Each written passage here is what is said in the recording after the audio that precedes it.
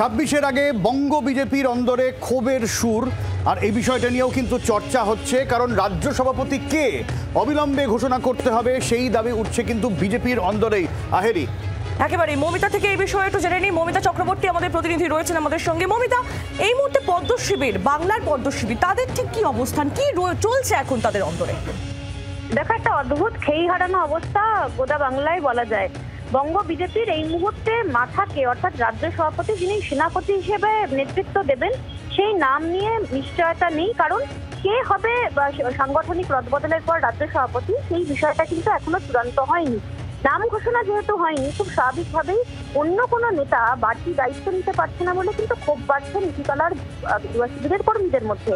এই মুহূর্তে দাঁড়িয়ে তাই বঙ্গ বিজেপির একটা অংশ তাদের ক্ষোভের কথা চেপে রাখছেন না। তারা মনে করছেন অবিলম্বে রাজ্য সভাপতি এবং জেলা সভাপতিদের নাম ঘোষণা করা হোক, তা না হলে নীতিতলার কর্মীদের মধ্যে যে হতাশা বাড়ছে সেই হতাশা ঠেকিয়ে রাখা যাবে না।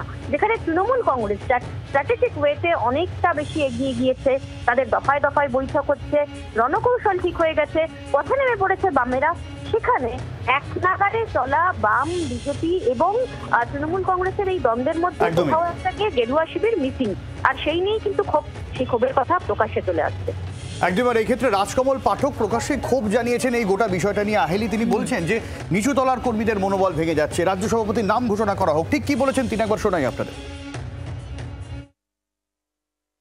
2026 দোরগোড়ায় কড়া নাড়ছে।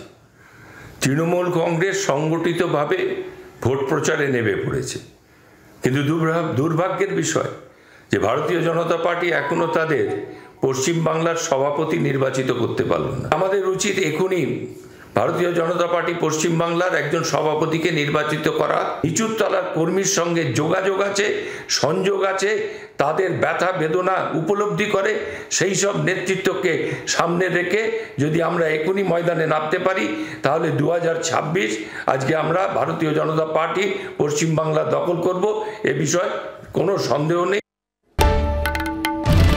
বাংলার আওয়াজ, বাঙালির আবেগ, জি 24 ঘন্টা।